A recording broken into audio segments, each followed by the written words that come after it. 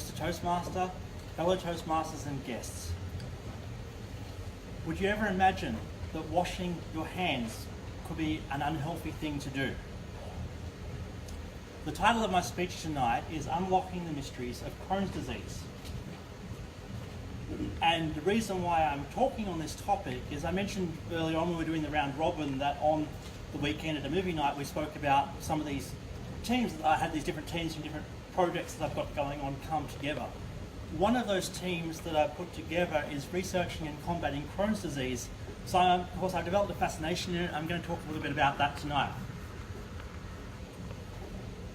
The reason why I got interested in Crohn's disease, because prior to a couple of weeks ago I didn't know anything about it, is because one of my friends, or a friend of a friend, I found out he has Crohn's disease. And I'm currently looking for little projects that will allow me to sort of, test my limits, find out what it is I can actually do. And so I started researching Crohn's disease because I'm like, maybe if we do some research, find out what's out there, might be able to see why things aren't being done. And what we found is that what people know about Crohn's disease currently is a little bit vague. There's not a lot. Even diagnosing Crohn's disease is quite difficult. The way it's usually diagnosed is for colonoscopy, which I won't explain what that is in detail. If you don't know, you're better off not knowing. But even that, which is the dominant way to do it, is only 70% accurate in its diagnosis. So what is Crohn's disease? And I'm going to just briefly, possibly gross you out a bit, just be glad that I'm not showing you any pictures, because the pictures will totally gross you out. But it is an irritation, it's inflammation in the bowels that can affect them anywhere between the mouth and the anus. So that's what it is, and I'm not going to go into any more detail about what it is more than that, because it gets a little bit gross. But what I have, as I've started to research it, I've started looking, who are the best people in the world? Who are leading the research when it comes to Crohn's disease? And what I found is that there actually is a hypothesis from a microbiologist in America he's interested in this area because he has diabetes, which is similar in a certain way, and he believes that the reason for diabetes and the reason for Crohn's disease are actually the same. And he's doing research to be able, he's seeking to disprove that, which of course is what you do with the scientific method. And what he believes, like if you look around the room, how many people, I was going to ask for a question here, I'm going to ask for 3 quick guesses. A percentage I'm looking for, how much of a percent, like looking around the room you can see that we have men and we have women, we have a variety of ethnicities, we have young people, we have veterans.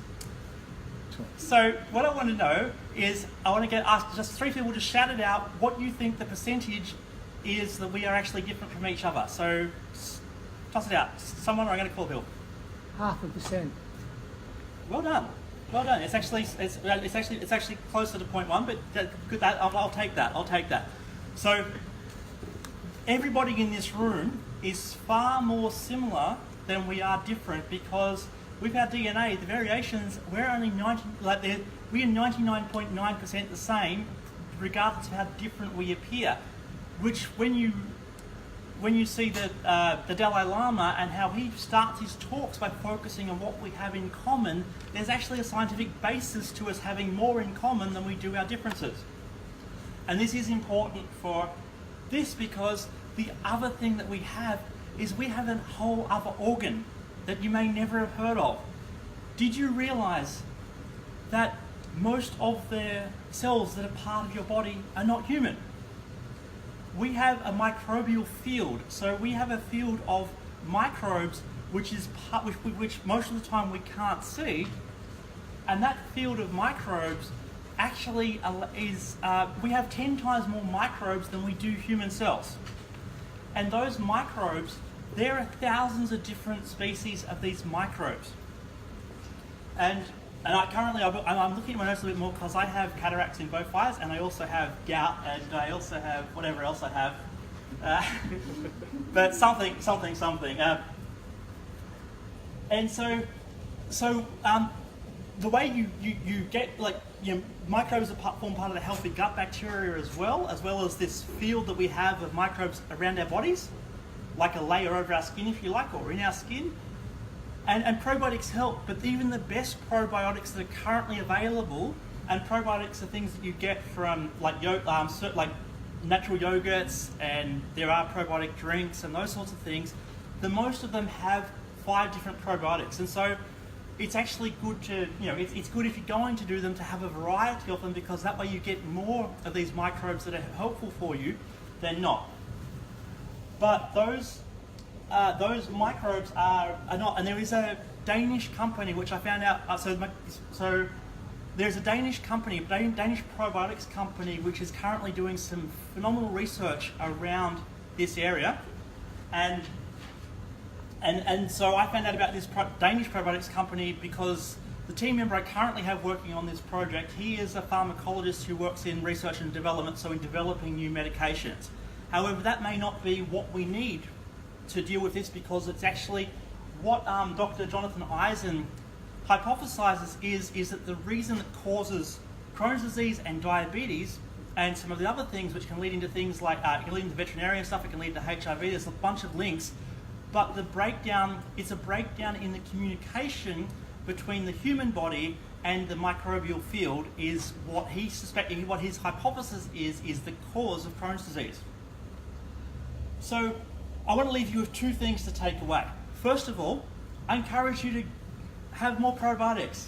Drink more probiotics. It's not going to do you a ton of good because you're only going to get a few of them, but mix them up.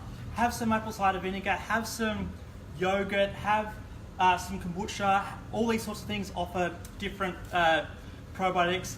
And the last thing is that next time you go to wash your hands, think, is this the healthiest thing I could be doing right now?